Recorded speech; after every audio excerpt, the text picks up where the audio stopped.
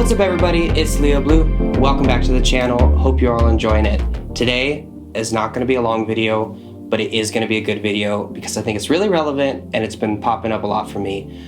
I don't know if any of you have listened to groups like Boyce Avenue or have heard a lot of the acoustic guitar comeback that's been really popular in a lot of indie music and a lot of pop music. And I've watched some tutorials and I've read some stuff about how to record acoustic guitars because it's honestly something that I kind of find difficult and have for a long time. But over the past year or so, I've really gotten a lot better at it. And I have seen a lot of trends or videos about these very elaborate acoustic guitar recording setups with like 3 different microphones, and they're all extremely expensive, and they're running through these $1,000 preamps and yada yada yada. Basically, I want to give you guys the simplest, easiest, basic, and super attainable way that you can get an amazing and just straightforward acoustic guitar sound. So whether this is going in a full band mix or just by itself, it's super easy to do, and I'm gonna walk you through it. So I'm gonna show you how to record it and how I would mix it, and we're done. So let's get into it.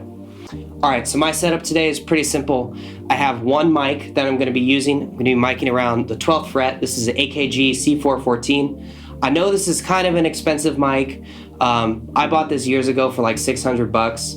Now I think they're like closer to 1,000. But you can still find them used. It's not that expensive. It's a great mic. I'm not running it through any preamp. I'm going straight into my interface. I am also taking a DI signal. You might be thinking, what the heck? You don't record DIs in the studio. Yes, you can, and you can get a great sound out of it. We're gonna be blending these two together. I'm using a mid-1990s Taylor 812. So let's check it out. This is a really well-balanced guitar. Whatever guitar you have is good enough. Make sure it has good strings and it's in tune. Don't worry about the price of the guitar or the price of the mic. Just focus on getting a good performance and a good recording. I promise it'll pay off. So I'm gonna track some stuff here and I'm gonna show you what it sounds like.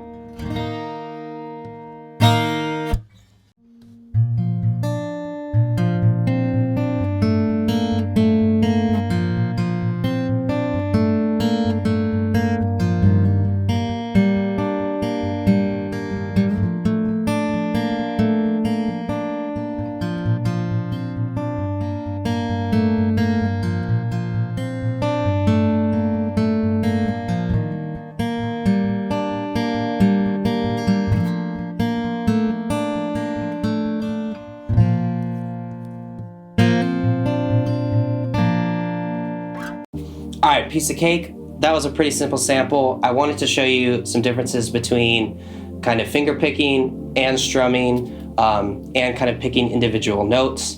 So hopefully that kind of gives you a good sense of dynamics and to kind of give you a picture of what the tonal shape will be as a whole. I'll also include a quick snippet at the end of kind of how this all sounds recorded into a mix. So let's dive into the DAW now. All right, we just jumped into the DAW here, and what I've basically done is I have the mic on one channel and the DI in the other. I'm going to show you the dry signals and how I would mix them, and then I did route them to a bus, as you can see here, and we'll go through the quick processing. Now, you don't need to copy exactly what I'm doing. but it is a good idea to at least look out for problematic frequencies or resonances that I have and just kind of use this as a recommendation. So let's start off with the just raw signals for both of them coming in, and it sounds like this.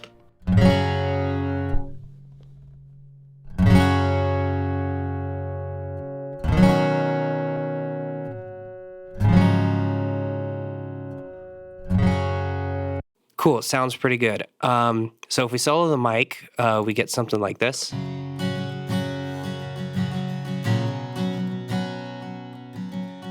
One thing that's important to note is to have good gain structure going in, I like to be above -18, but not running much hotter than -12. You can see -14, so we're right in the middle.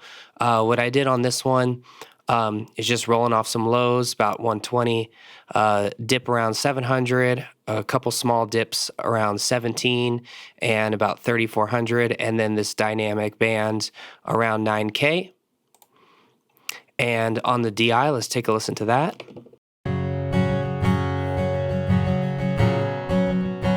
So people recommend that you don't use the DI, but I find that it has a very good, solid and well-rounded low end, and it sounds really good when it's mixed in.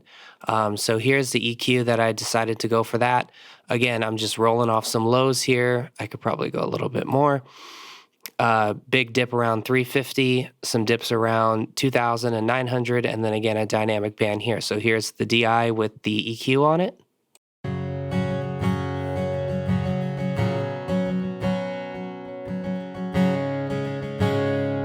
All right, and let's listen to them together, and I'm going to blend this DI down.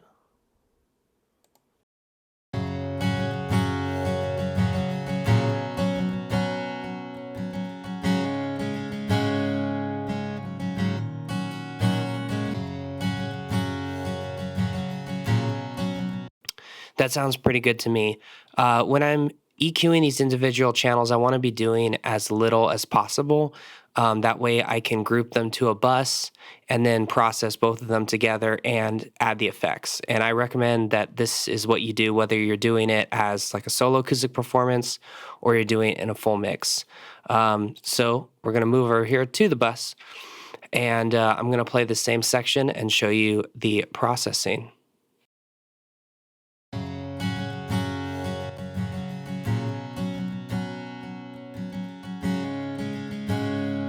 So this was the EQ that I did first. Again, just taking out some more of 4K. This is that ringiness that you hear often in acoustic, and some boominess here. Again, just dipping a little bit more mids and rolling off a little bit more lows. You have to be careful with your shelves here on your low end, because you don't want to have phase shift that causes more peaks. But this was the EQ curve that I was going for. Sounded pretty good. Next up, I use this a lot, especially on guitars. Soothe 2, it's great. This acoustic warmer preset works pretty well. I adjust a few things on here, including the mix, just to bring it down a little bit. And so it sounds something like this.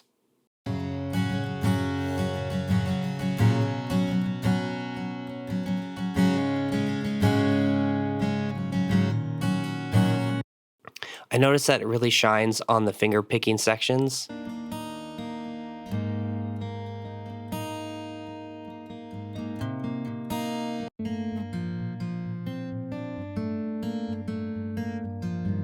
Really helps the acoustic just sit nice and balanced. Next, I'm not sponsored by Slate, but I love their bundles. It's absolutely awesome.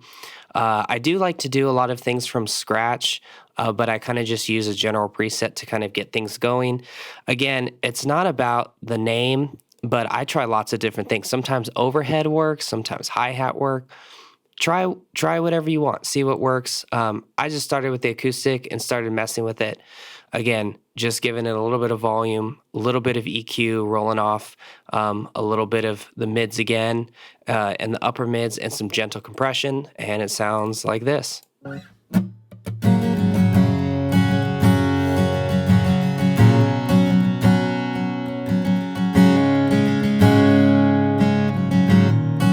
Notice it's like barely kissing the compressor, and just adding a little bit more clarity to it.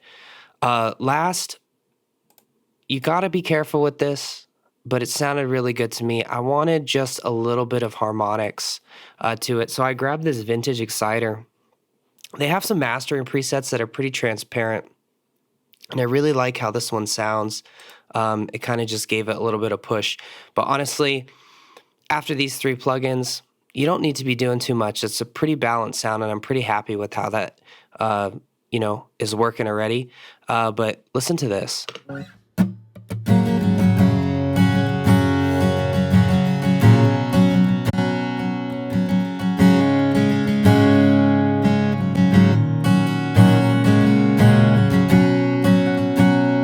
I really like how it just pulls it forward, and it just feels very upfront and focused in the center. Lastly, iZotope's Neutron has been super awesome. I absolutely love all their stuff, including Ozone and RX, but this new module density has just been sounding really good.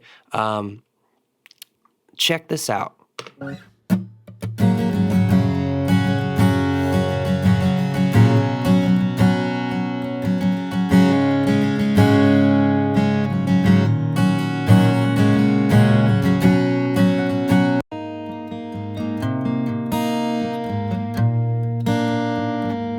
I've noticed that when you compress acoustic guitars, it's very easy to go too extreme.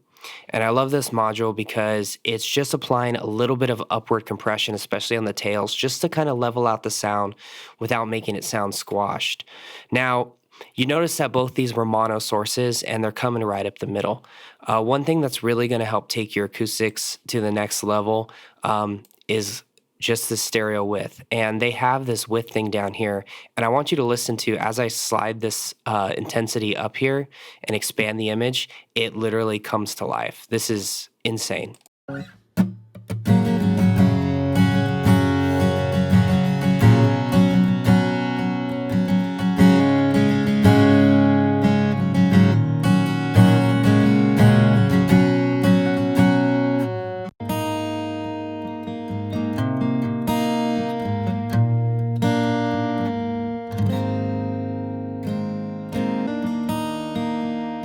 Man, that sounds awesome.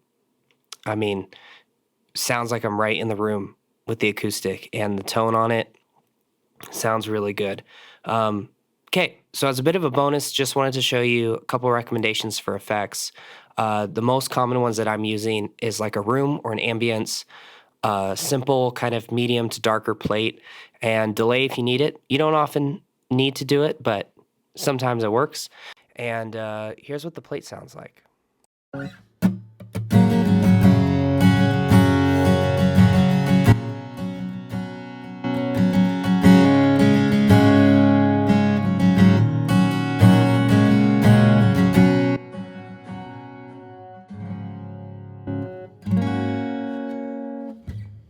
Cool, so as you can see, just kind of a 1.5 second plate with a lot of high end rolled off, kind of gives it just a little bit of space and a little bit of depth. Again, I love these reverbs. I don't know if they make them anymore or they discontinued them, but they have this very modern kind of darker sound that you find on a lot of tracks today. Using this airy room, it's really short, but it just gives it a little bit of ambience and makes it sound, as you're listening through the speakers, like the acoustic guitar is right in the room with you. So this is how that sounds.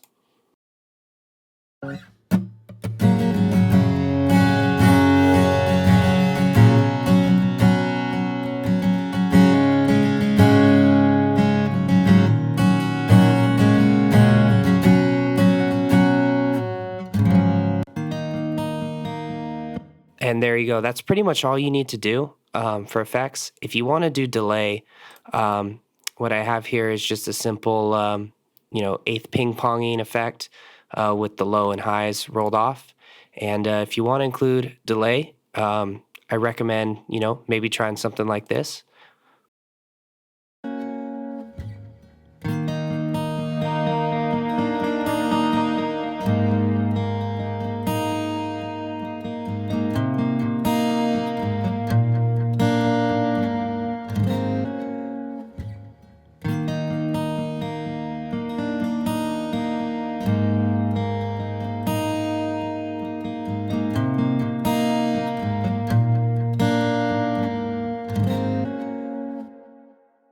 All right, well, there you have it.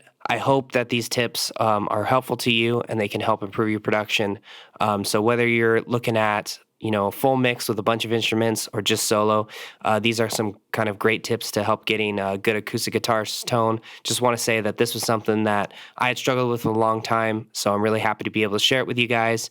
And be sure to check out how this sounds in a full mix so you can give it some context.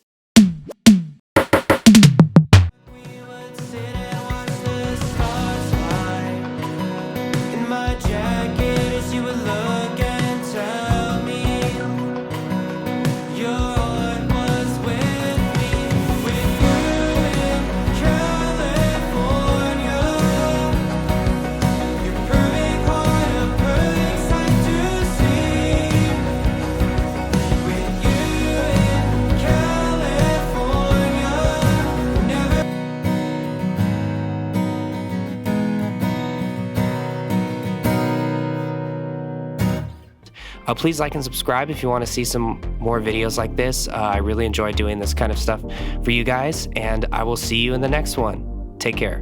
Peace.